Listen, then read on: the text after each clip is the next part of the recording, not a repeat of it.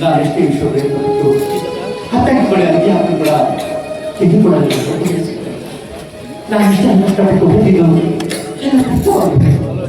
ಏನಾದರೂ ದೊಡ್ಡ ಮಕ್ಕಳ ಮಾಡೋದಾದ್ರೆ ಅದು ಕೂಡ ಯಾರಾದ್ರೂ ಸಾಲ ತೆಗೆದುಕೊಂಡು ಒಂದು ಒಳ್ಳೆ ಬಿಸ್ನೆಸ್ ಮಾಡೋದಾದ್ರೆ ಹಣ ಕೊಡೋ ಕೂಡ ಯಾರು ಇಲ್ಲ.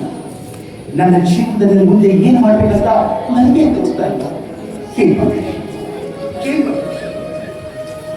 ಓಹ್, ನನ್ನೊಬ್ಬ ಗೆಳೆಯ ಇದ್ದಾರೆ ಶಶಿಧರ್ ಅಂತ. ಅವರು ಕೂಡ ಈಗಿನ ಒಬ್ಬ ಅಂಗರ್ಕೋಶ ಭಕ್ತ. ಅವರಿಗೆ ಹೋಗಿ ಮೀಟ್ ಆಗ್ತೀವಿ.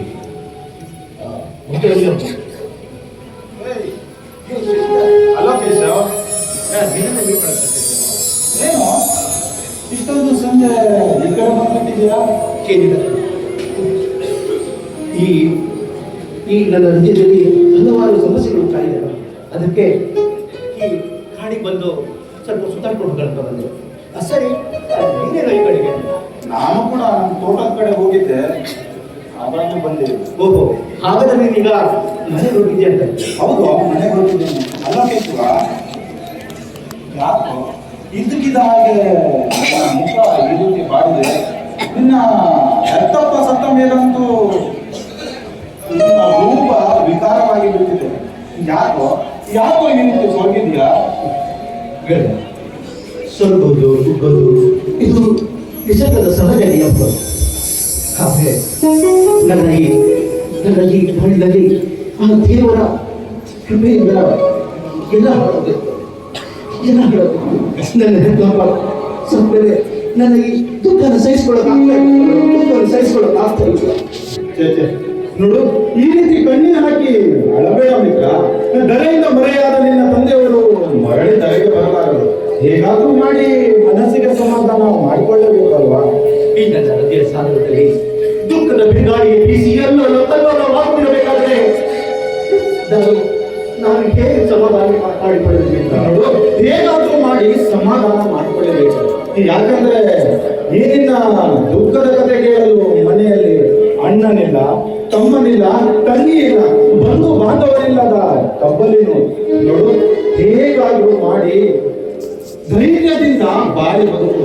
ಯಾಕಂದ್ರೆ ಹಿಂದೆಲ್ಲ ನಾಳೆ ಆದ್ರೂ ನಿನ್ನ ಕಂಕಣವಾಗಿ ಅಭಿವೃದ್ಧಿ ಬರುವ ಕಾಲ ಬಹಳ ದಿನ ದೂರ ಬರಲಿಲ್ಲ.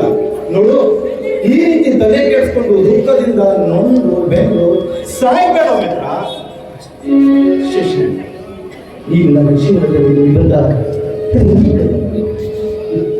ತಂದೆ ತಾಯಿಯ ಪ್ರೀತಿ ವಾತ್ಸಲ್ಯವನ್ನು ಖಂಡಿಸಲು ನಿನ್ನಿಂದ ಮಾತ್ರ ಕಡೆ ನನ್ನ ಬದುಕಿನ ಬೆಳಗಿನ ಅಭ್ಯರ್ಥಿಗಳಲ್ಲ. ಈಗ ನನ್ನ ಮೇಲಿರುವ ಪ್ರೀತಿ ವಾತ್ಸಲ್ಯ ಹಾಗೂ ನಿನ್ನ ಈ ಸ್ನೇಹಕ್ಕೆ ನನಗೆ ಕೃತಜ್ಞನಾಗಿದೆ. ನಾನು ನಿನ್ನ ಸ್ನೇಹಕ್ಕೆ ಬೆಲೆ ಬಿಟ್ಟು ಅದನ್ನ ಮತ್ತೆಲ್ಲೂ ಇಲ್ಲ. ನೋಡು, ನಾನು ಬಂದು ತುಂಬಾ ಹೊರತಾಯಿತು. ನೋಡು, ನಾನು ಮನೆಗೆ ಹೋಗ್ಬೇಕು. ಇನ್ನೊಂದು ದಿನ ಸಿಗ್ತೀನಿ, ಆಯ್ತಾ? ಸರಿ.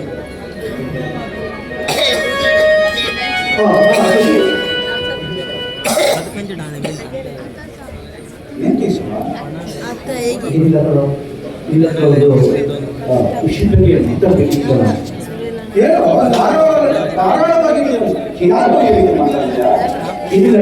ಇನ್ನು ಹಿಂದಿನ ಆಧಾರ ಬಸ್ಸಿರುವಂತಹ ಹಾಗೂ ಜಮೀನ್ದಾರರು ಕೂಡ ಮಾತು ಏಕೋ ಕೇಶವ?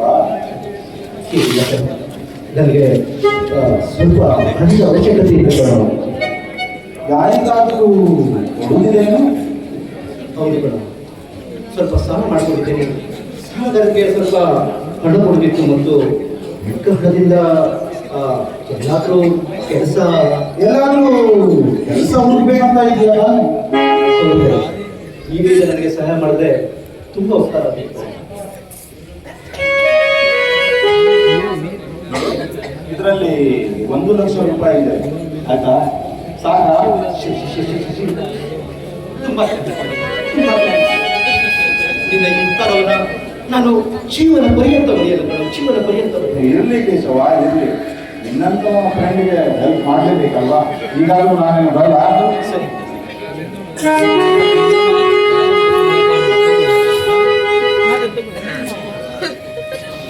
ಹಿರಿಯರು ಹೇಳಿದಂತೆ ಪುನಃ ನೋಡಿ ಗೆಳೆತರ ನಾನು ಒಬ್ಬ ಗುಣವಾದ ಗೆಳೆತನನೇ ಇದ್ದರೆ ಇರಬೇಕು ಇಂಥ ಸ್ನೇಹಿತರು. ಆ ಪ್ರಕಾರದಲ್ಲಿ ಯಾರು ನನಗೆ ಸಹಾಯ ಮಾಡಿಸ್ತಾರೋ ಅವರೇ ನಮಗೆ ನಿಜವಾದ ಈ ಹಣದಿಂದ ಸ್ವಲ್ಪ ಸಾಲದಲ್ಲಿ ಹಣವನ್ನು ಕೊಟ್ಟು ಮಿಕ್ಕ ಹಣದಿಂದ ಎಲ್ಲರದ್ದು ಕೆಲಸವನ್ನು ಮಾಡ್ತೀನಿ.